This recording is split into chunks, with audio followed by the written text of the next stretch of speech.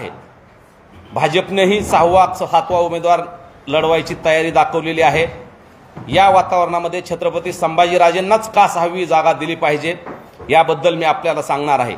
छत्रपती संभाजीराजे असे एक व्यक्तिमत्व आहेत, जरी ते भाजपच्या सरकारमध्ये राष्ट्रपती नॉमिनेटेड खासदार होते तरी ते कधीही भाजपच्या कुठल्याही कार्यक्रमाला जाहीर गेले नाही, कुठल्याही सभेत गेले नाही।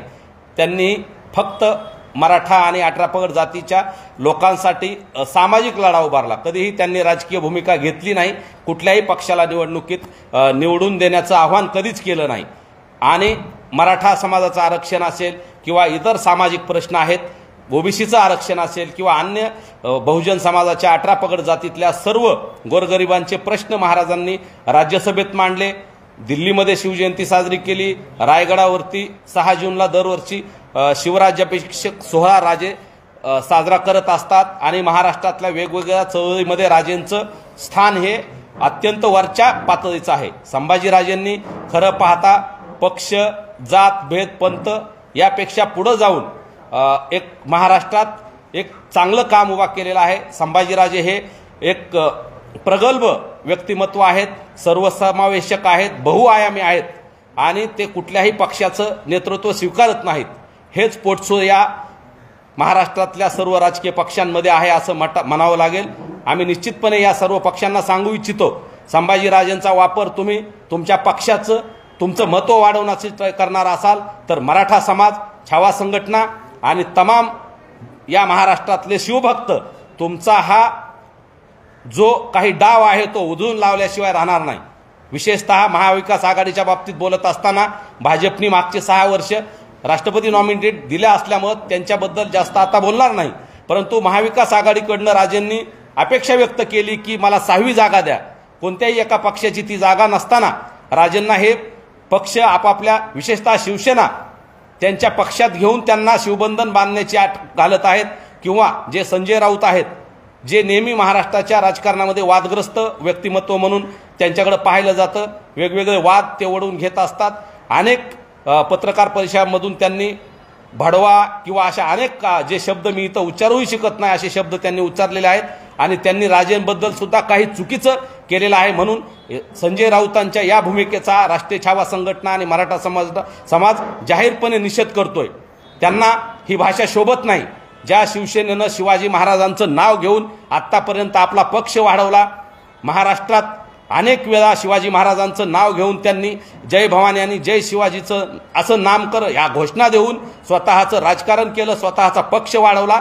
परंतु आणि जर राजकीय त्यांच्यावरती कधी अडचणी आल्या, कधी दिल्लीतल्या केंद्रातल्या सरकारकडनं त्यांच्यावर काही कारवाया झाल्या तर महाराष्ट्र हा शिवाजी महाराजांचा आहे, तो झुकणार नाही, शिवाजी महाराजांप्रमाणे आपण लढा देऊ असं बोलत असतात। परंतु हा संजय राऊतांचा दुटप्पीपणा आहे, शिवसेनेचा दुटप्पीपणा आहे आणि महाविकास आघाडीचा दुटप्पीपणा आहे, हे मला इथं नमूद करायचंय। एकीकडे तुम्ही महाराष्ट्रावर स्वतःवरचं संकट महाराष्ट्रावर आले असं म्हणता, पक्षावरचं आलेलं संकट स्वतःवर आलंय म्हणता आणि ज्या वेळेस छत्रपतींच्या वंशजाला, शिवाजी महाराज, शाहू महाराजांच्या वंशजाला तुम्हाला एक जागा सर्व पक्षांना अपक्ष द्यायची, त्यावेळेस तुमचा खरा चेहरा उघडा पडतो। संजय राऊत असतील किंवा त्यांच्या पक्षाचे नेते असतील किंवा पवार साहेबासारखे ज्येष्ठ नेते, त्यांना हे शोभत नाही। त्यांनी पवार साहेबांनी तर एक वेळा पाठिंबा जाहीर केला, आम्ही उरलेली मतं त्यांना आमचे देऊ, एक जागा निवडून येऊन असं बोलले। त्यानंतर पवार साहेबांचं काल परवाचं स्टेटमेंट आपण बघताय की त्यांनी परत पलटी मारली आणि आम्ही शिवसेनेच्याच उमेदवाराला, संभाजीराजे असले तरी शिवसेनेच्याच उमेदवाराला आम्ही पाठिंबा देणार असं जाहीर केलं। दुर्दैवानं पवार साहेबांची ही भूमिका अत्यंत चुकीची आहे। पवार साहेब, तुमची विश्वासार्हता अशामुळे राहत नाही, तुम्ही राजकारणात ज्येष्ठ आहात, परंतु तुमच्यासारख्या नेत्याला असं भूमिका बदलणं योग्य नाही। योग्य निर्णय घ्या, महाविकास आघाडीने योग्य निर्णय घ्यावा, शिवसेनेने योग्य निर्णय घ्यावा। गेल्या अनेक दिवसातल्या घडामोडी पाहता संजय राऊत बोलतात महाराजांना 42 मतं आहेत का, मतं जुळवली असतील।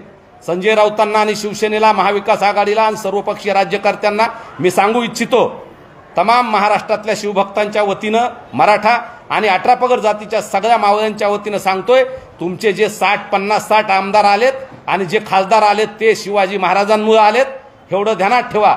शिवसेनेनं, संजय राऊतांनी आणि महाविकास आघाडीने आणि सर्वपक्षीय नेत्यांनी हे ध्यानात घेतलं पाहिजे।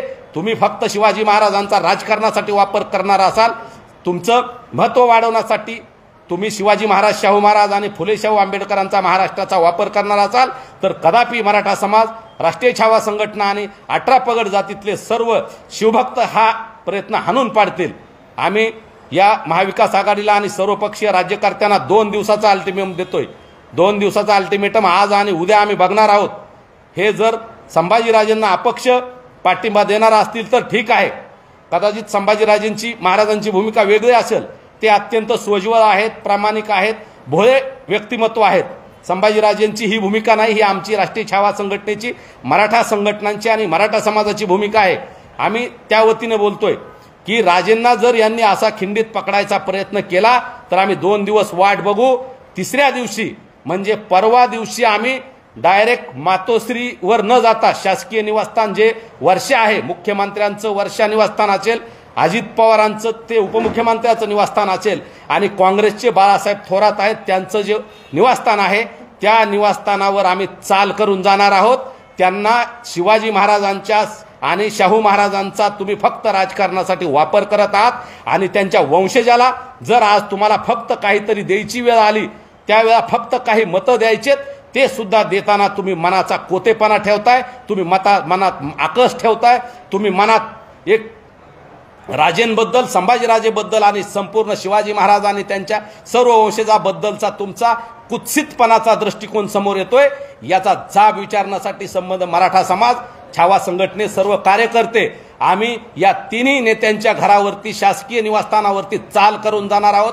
त्यांना शिवाजी महाराजांचा तिथं आम्ही पोवाडा म्हणणार आहोत, त्यांना शिवाजी महाराजांच्या नावानं तिथं आम्ही घोषणा देणार आहोत आणि त्यांनी जे आजपर्यंत शिवाजी महाराज, संभाजी महाराज आणि फुले शाहू आंबेडकरांचा वापर करून महाराष्ट्रात आपले राजकीय स्वार्थ साधलेत, या नेत्यांच्या घरासमोर आम्ही घंटानाद आंदोलन, घंटा वाजवून त्यांना जागं करून त्यांना त्यांचा जाब विचारणार आहोत।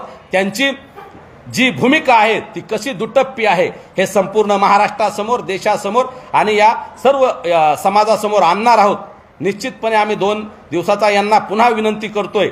मराठा समाज असेल, बहुजन समाज असेल, 18 पगड जाती, ओबीसी असेल, एससी एसटी असतील किंवा ब्राह्मण समाज, उच्चवर्णीय काही लोक आहेत त्यातलेही गरीब असतील, या सगळ्यांना आरक्षण देण्यासाठी संभाजी महाराजांनी अनेक वेळा सकारात्मक भूमिका घेतलेली आहे आणि आम्हाला महाराष्ट्रातून अनेक सर्व जाती धर्मातल्या लोकांचे फोन येत आहेत की संभाजीराजे हे कुठल्याही पक्षाच्या, कुठल्याही प्रांताच्या आणि कुठल्याही पक्षीय अभिनिवेशाच्या पलीकडचं व्यक्तिमत्व आहेत।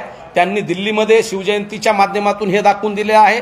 राष्ट्रपती महोदयांना एकदा दिल्लीमध्ये शिवजयंतीला निमंत्रित करून आणि आत्ता मागच्या काही दिवसापूर्वी रायगडावरती छत्रपती शिवाजी महाराजांच्या त्या